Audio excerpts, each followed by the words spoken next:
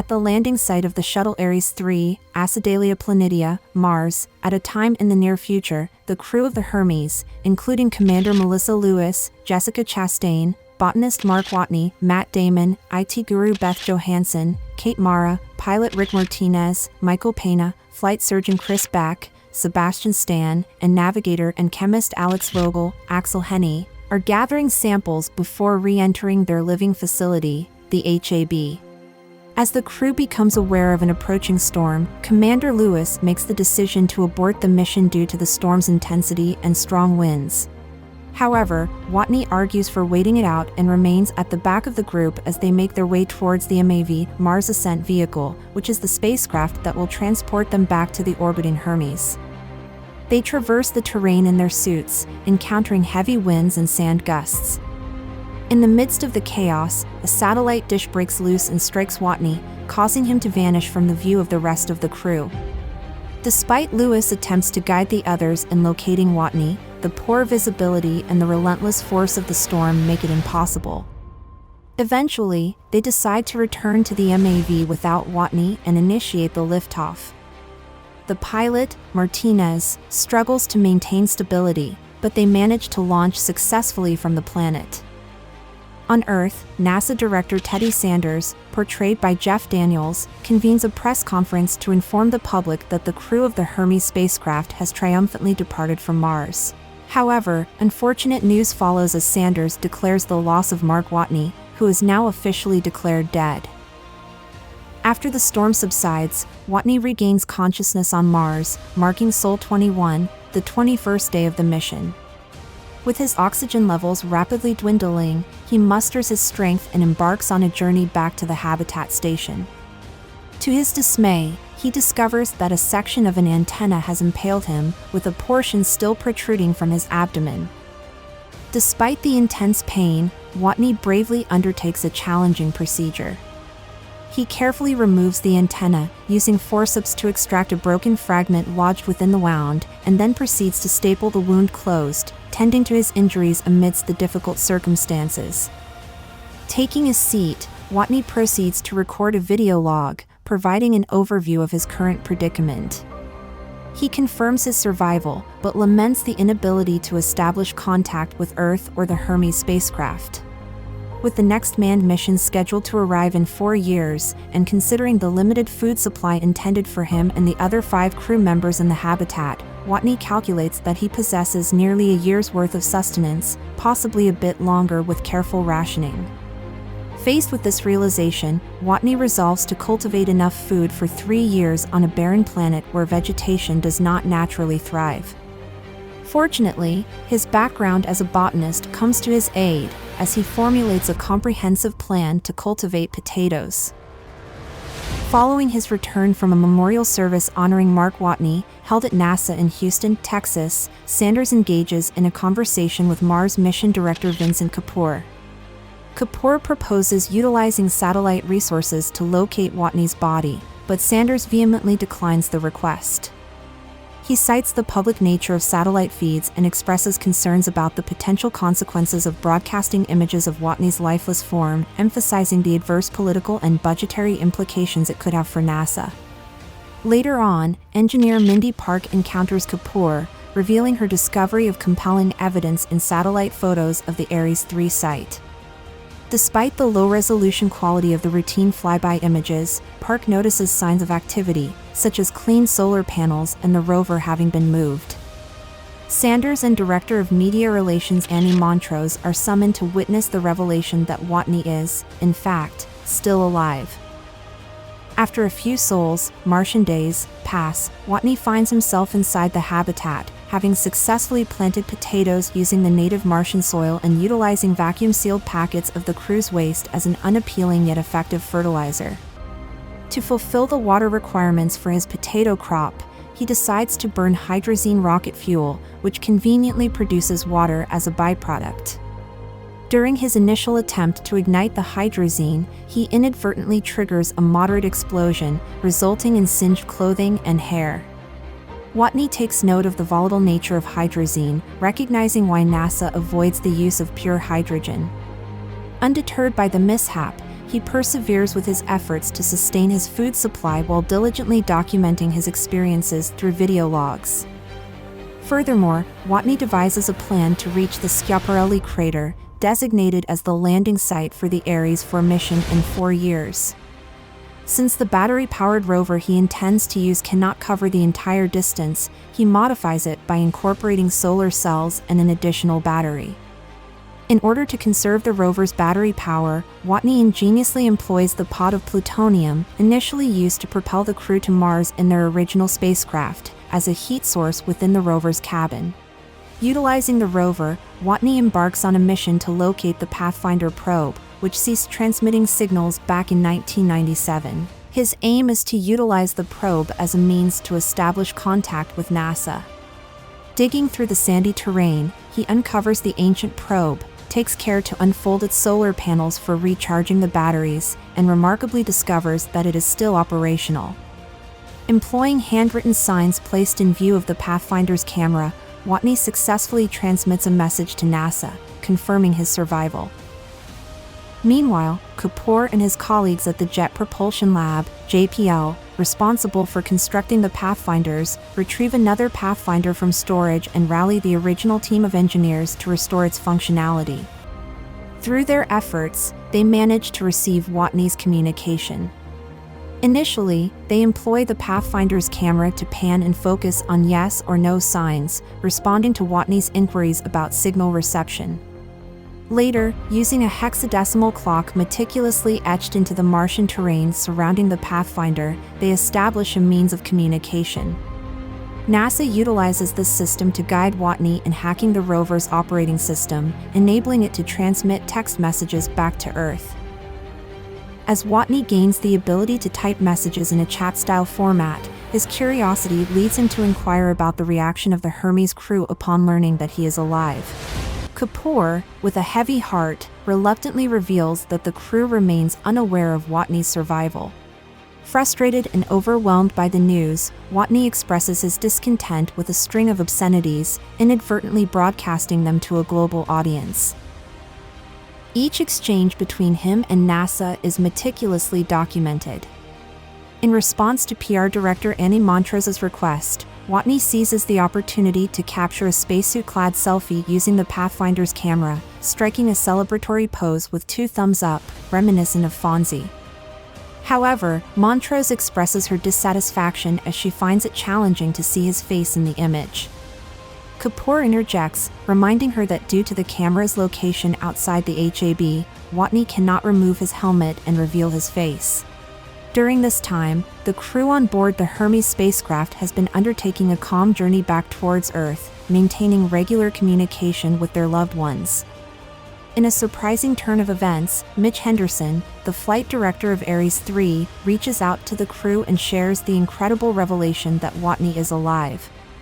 Henderson discloses that NASA deliberately withheld this information from them for the past couple of months, as they wanted to avoid any potential distractions from their ongoing mission.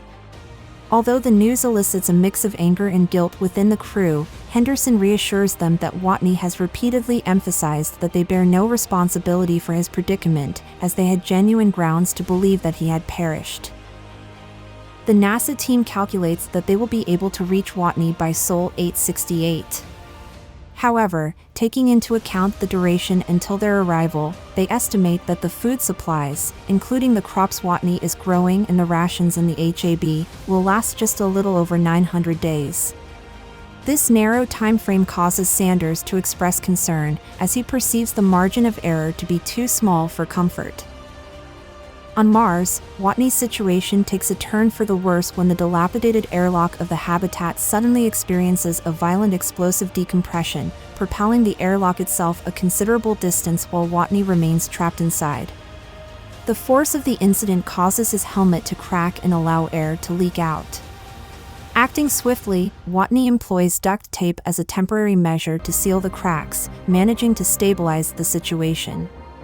Disheartened, he makes his way back to the habitat, only to be confronted with a devastating sight. The once thriving potato crop has succumbed to freezing temperatures, rendering it lifeless.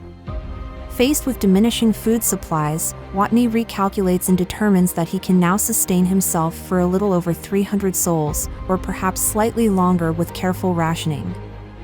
In a race against time, NASA and JPL put in extraordinary efforts and expedite the launch of a probe to resupply Watney on Mars. Driven by the urgency, they bypass routine inspections, prioritizing the launch window. However, as the probe is sent into motion, a sudden and drastic shift occurs in its trajectory, causing it to veer off course and ultimately explode. Meanwhile, in China, two directors from the Chinese National Space Administration, Zhu Tao and Guo Ming, are witnesses to the catastrophic explosion.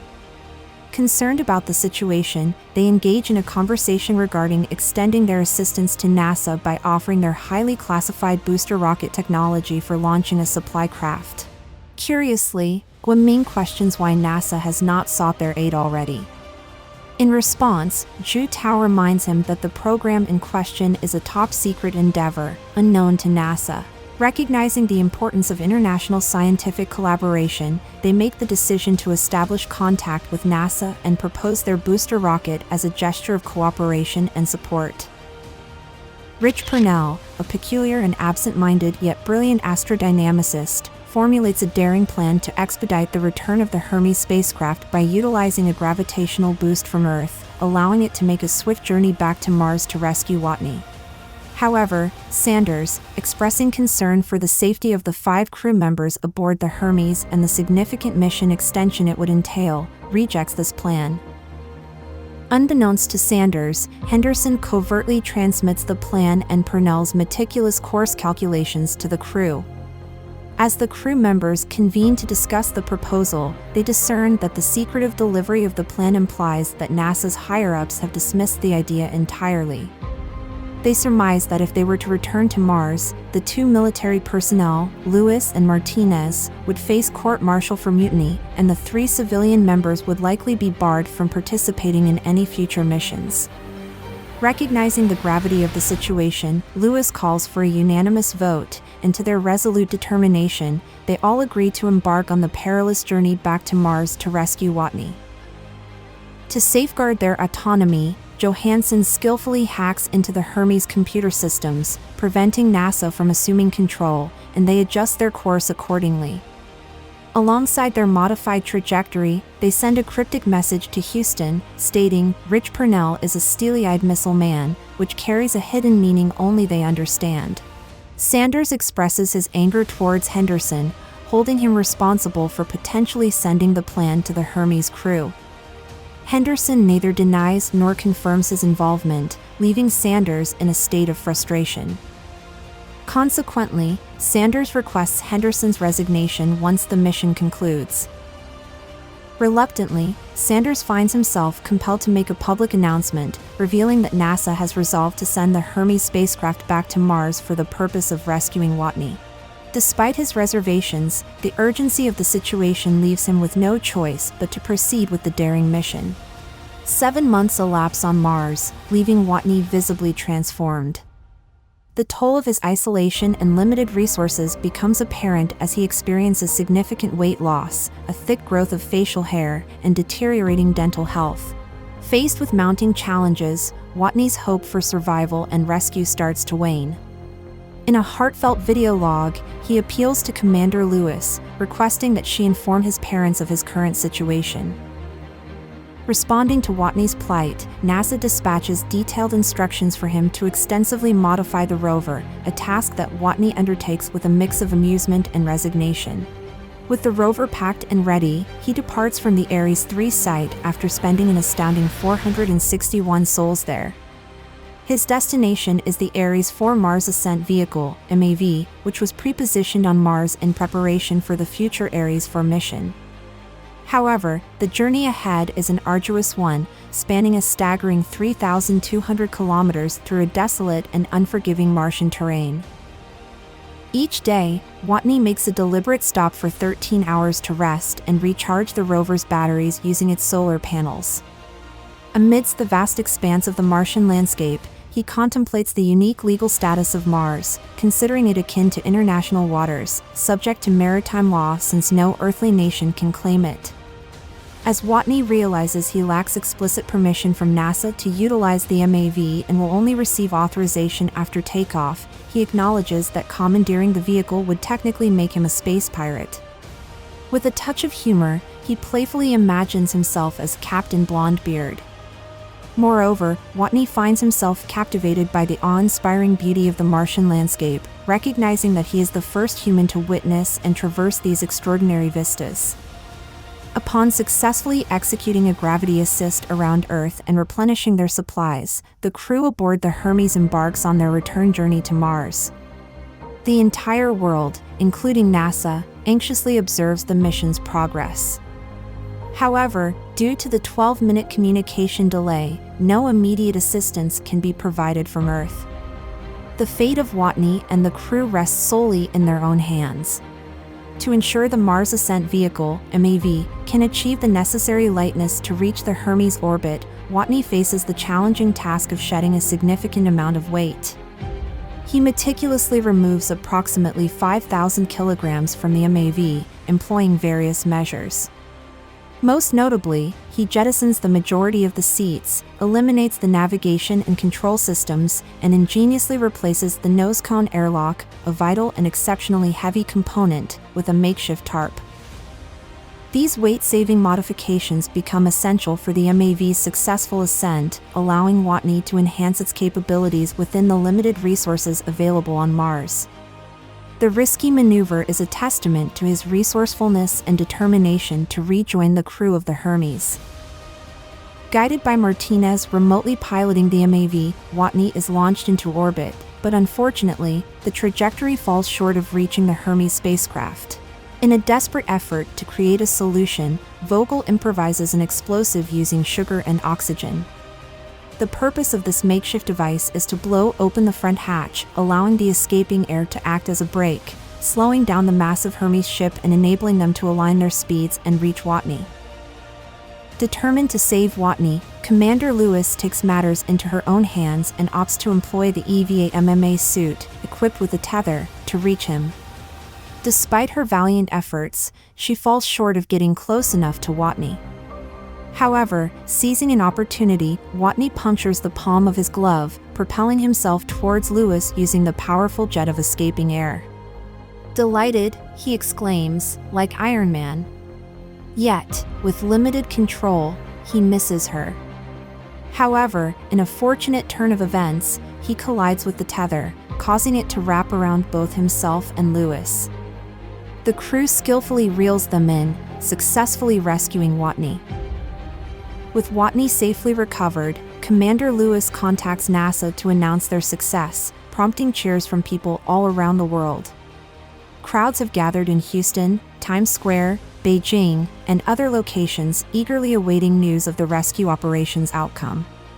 Overwhelmed with relief, the crew embraces Watney, joking about the inevitable stench resulting from his prolonged lack of showering during his time stranded on Mars. Approximately 1 year later, back on Earth, Watney embarks on day one of his new role as an instructor for aspiring astronauts.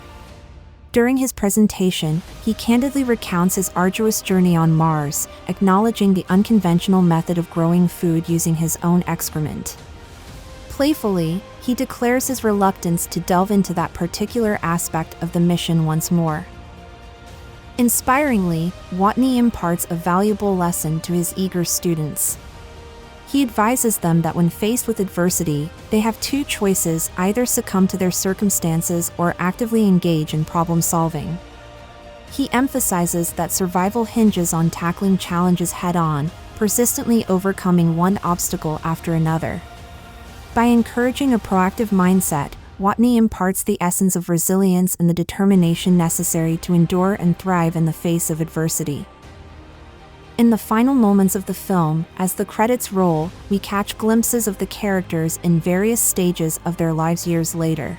They are shown witnessing the momentous launch of Ares V, with Martinez proudly assuming the role of commander for the mission.